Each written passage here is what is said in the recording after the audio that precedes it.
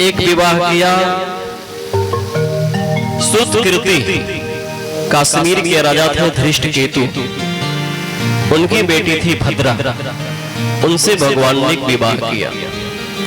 और मालवा के नरेश थे मद्राधिपति बृहत्सेन, इनकी बेटी थी लक्ष्मणा। बृहत्सेन ने प्रतिज्ञा किया था कि ढकी हुई मछली के आंख में जो बाण चलाएगा उसी से मैं अपनी बेटी का विवाह करूंगा। तो इस प्रकार से भगवान के 8 विवाह हुए। अब भगवान श्री कृष्ण के और विवाह की चर्चा है। इंद्रेण हृतक्षेत्रेण हृतकुंडल बंधुना हृतवाराद्रिस्थानेन ज्ञापितो भौम चेष्टितम।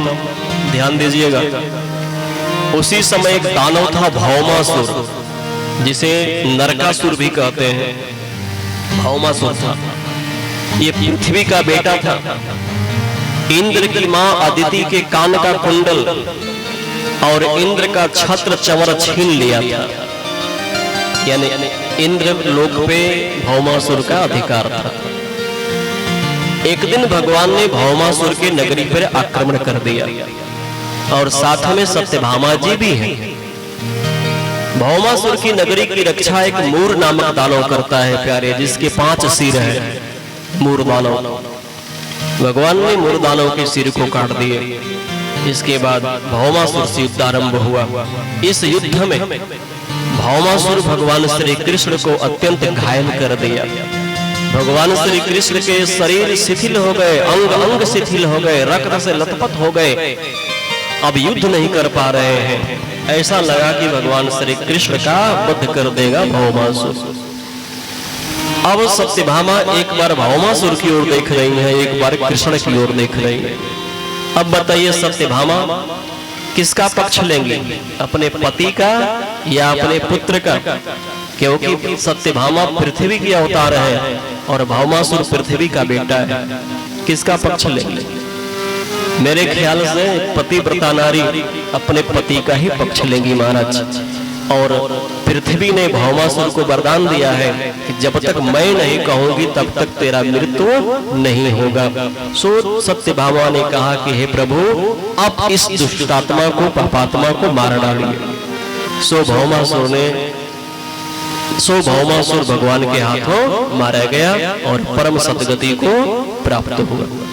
भौमासुर की कैद में, भौमासुर के जेल में 16,100 कन्याएं कैद थीं।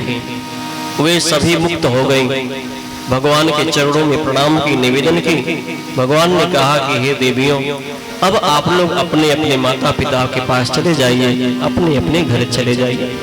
इन कुमारियों ने कहा कि हे प्रभु, अब हम किसी के और शरण में जाने वाले नहीं हैं। अब न हमारा कोई माता है, न कोई पिता है, न बंधु है, न बांधव है। अब हम केवल आपके ही शरण में रहेंगे और यदि आप त्याग देंगे तो हम लोग अपना यहीं पे प्राण त्याग देंगे।